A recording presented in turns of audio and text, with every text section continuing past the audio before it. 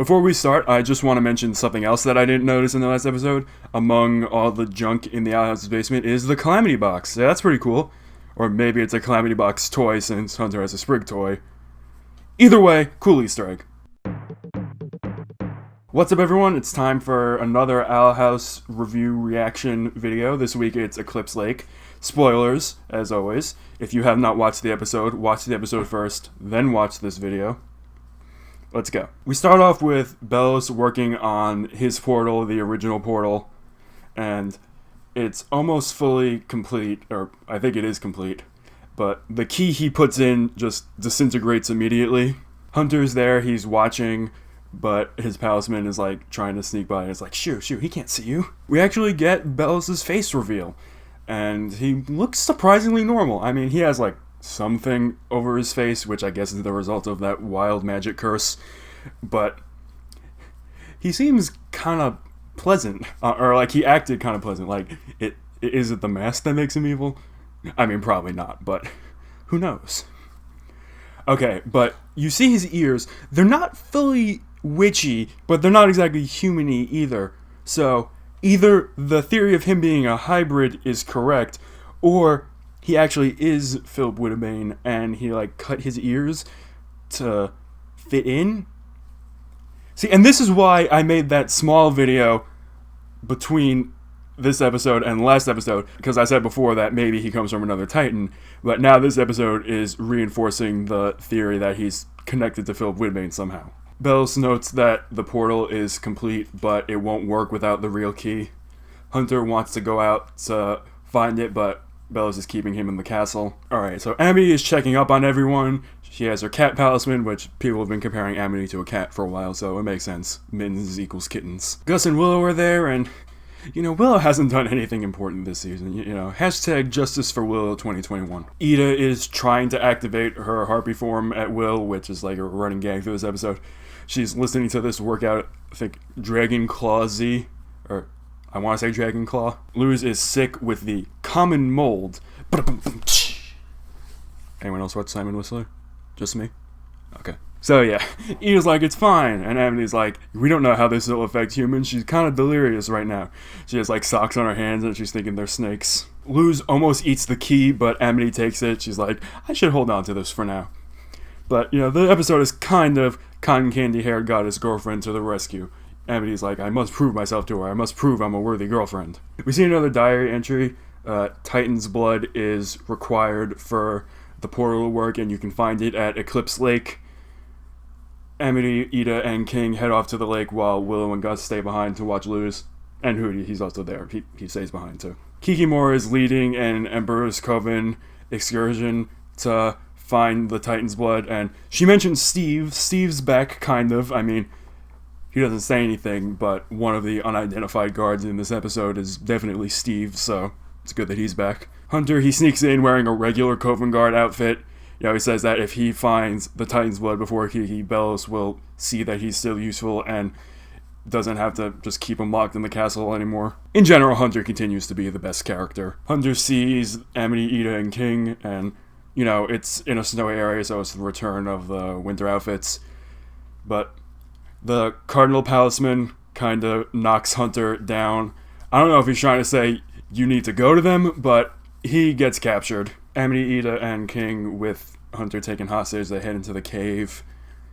Ida's still trying to activate her harpy form. King uses his sonic shout to try and locate the lake, but it doesn't really work. Luz, she's sending Amity these messages on this little walkie-talkie that kind of looks like a Tamagotchi. Luz's messages, they all have emojis, and Amity interprets the message she sends to say, if you don't come back with results, I'll be very sad. Hunter sees this and he relates to Amity, saying that, we both try so hard not to fail, and there's nothing worse than disappointing someone who thinks you're special.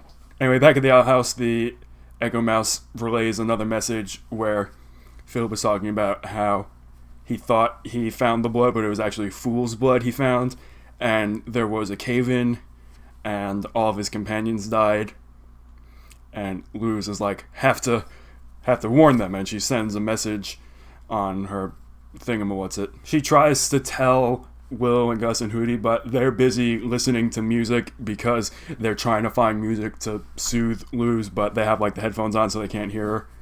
This is where everyone, including me, thought that Luz would head out to the lake because there was that clip in the trailer of Luz rising in some waters. But no, that was not in this episode. It must be from yesterday's lie, which is interesting. I was not expecting that. But anyway, back to that Philip Whittabane diary entry. It makes one uncertain as to whether Philip Whittabane actually ever finished the portal. Because we know that he's the one who designed the portal, and he's the one who constructed it. We don't know if he got the Titan's blood, so he may have built it but not been able to make it work. It's possible that he built the portal, failed to get the Titan's blood, donated his diary to the library. Someone went into the library, looked in his diary, read some notes, went to get Titan's blood, found it, made the key, then got the portal to work, and dumped it in Ida's yard for some reason. At the beginning of the episode, Belos is talking about the human world and how he's been there and it's a great place, and it's probably like the only genuine sounding thing he's ever said, so I want to say he has been there. He's saying how, oh, the rain doesn't boil and the trees are green and the sky is blue. You know, he could easily just be Philip reminiscing about his past. Back at the cave, the group reaches the room where the fool's blood is being held, and Hunter's like, no, don't, that's fake. And Ida's like, we're not going to listen to you, and like jabs it, and then there's like a little earthquake, or Titan's quake, I suppose, and Ida and King fall down this crevasse, yes. Hunter and Amity, they hear Kiki approaching, because she's been on the lookout for Hunter this whole episode because she figured he'd show up. Hunter's like, please, you have to let me go. And Amity does it, but Hunter drop kicks her and runs and flees and is like, I'm heading towards the lake. And Kiki finds Amity. Emperor's Coven, they just drop Amity down that same crevasse and head off down the mine towards the lake. Ida and King grab Amity. They manage to stay safe by taking Ida's staff and like holding it steady. But it's like starting to break, and I think King suggests that, hey Ida, if you want to be in harpy form, why don't you just talk to your curse again? And I don't know, she makes a deal with it, and apparently involved eating 9 voles on the way home, or I don't know if it was 9 specifically, but eventually she transforms back into harpy mode, and she flies up, and they head towards where the Emperor's Coven people are, and they're all knocked out, and it's just like, what happened here? Like, I'm assuming Hunter did something, but I don't think there was ever any confirmation. Ida stays behind to fight some of the Emperor's Coven guards, while Amity and King go ahead. They reach the lake, and the lake is dried up. There is nothing there. Hunter, he's digging something, and Amity's like, the lake's dried up, what are you doing? And Hunter's like, you know, I tried so hard to do my best. I tried so hard to not fail, and I came out here and I just failed again. There's no reason to go back, so I'm just gonna dig my grave. Anyone who didn't feel bad for Hunter before, which is probably no one, but just in case, now you really feel bad for him. Amity thinks Luz will hate her because she failed, but King, he turns the messages sideways, and you see that, oh, they all spell things going down, like there was the one that Amity thought was saying that she'll be sad if she comes home really just said, you are rad. And it's like, aw, Luz can never hate Amity. Amity tries to comfort Hunter, you know, saying that there are people out there that won't make him feel worthless. And Hunter looks up at her and notices she has the key, and they have a big fight. They're both using their palismans to fight. They're making good use of them. Beautiful animation for the fights, as always. Eventually, Hunter kind of corners Amity and says, you know, you might as well give up. We know where to find you. We know where to find Luz.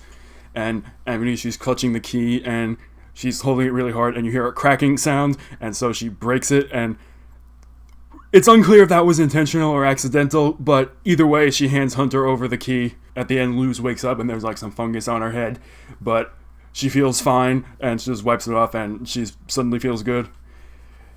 Everyone returns home, and it turns out Ida's stuck in harpy form, so now she has like the opposite problem. Ida's like, how are we going to tell Luz that, you know, we didn't manage to get anything? And Amity's like, no, I don't think we failed after all, because you see that some Titan's blood spilled out of the key onto her glove. Or her mitten, I suppose. Mittens. It's still unclear if Amity breaking the key was intentional or if she just got lucky there.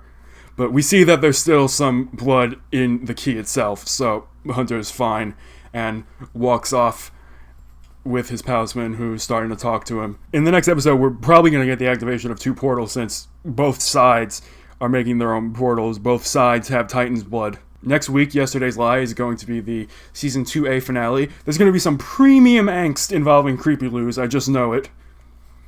And I'm not ready for that. Be on the lookout for some compilation videos I'll be uploading this week, probably on Monday and Wednesday. And until then, thanks for watching.